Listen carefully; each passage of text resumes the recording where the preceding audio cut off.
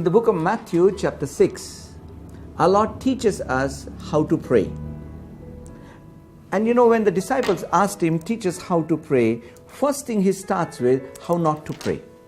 Before coming to what is famously known as Lord's Prayer, he speaks certain truths which we need to learn and which we need to avoid in our life. And out of that, one is in the book of Matthew chapter 6, verse 7. I want to read from the CEV translation, and this is what it says. When you pray, do not talk on and on as people do who do not know God. They think God likes to hear long prayers. I had this question in my mind about long prayers. You see, Bible very clearly tells is not the long prayers that get you answered, but it is how specific your prayer is. That's what matters.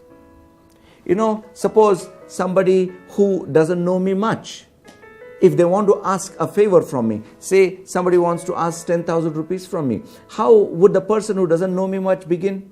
They will begin with some greetings and saying hello, and they will try to praise me for something. They will try to talk, good about me and kind of, pump me, kind of flatter me so that I will fall for them. And then they will put in their request.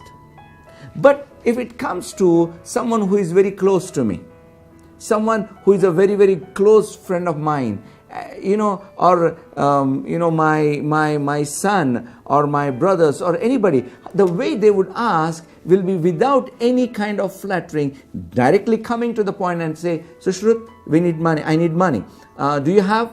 I say, yes. He said, can you give it? Yes. Come and give it to me. Over. The closer the relationship, shorter the prayer. If your prayers, I'm not talking about praying long times, but I'm talking about praying the same point on and on and on and on and on and on and on. Some people begin prayer and they never end. They start talking to God as if God doesn't know anything. When people say, oh God, please see the pain and the suffering of this person, as if God doesn't know. God knows the suffering of that person more than anybody else. When people say, God, please have mercy on him, does that mean God doesn't have mercy? Let me tell you, my brothers and my sisters, God knows everything. He knows what is needed. That's what further he says, God knows what you need even before you ask.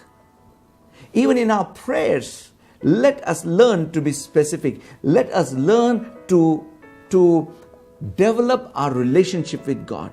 Let us try to spend time in fellowship with God. And as you spend time in fellowship with God, I assure you, the time you spend asking God for anything will become short, and the time you spend enjoying God will become long.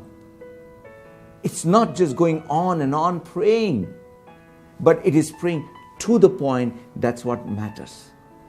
Sometimes after praying the whole prayer, people don't even know what the brother or sister has prayed. Therefore, I encourage you, before you go to God and ask, try to develop your relationship with Him. And once again, the key to develop relationship with God is the Bible. How you spend your time with the Bible will decide how close a relationship you will develop with God. Bible is not just a book, it is the book.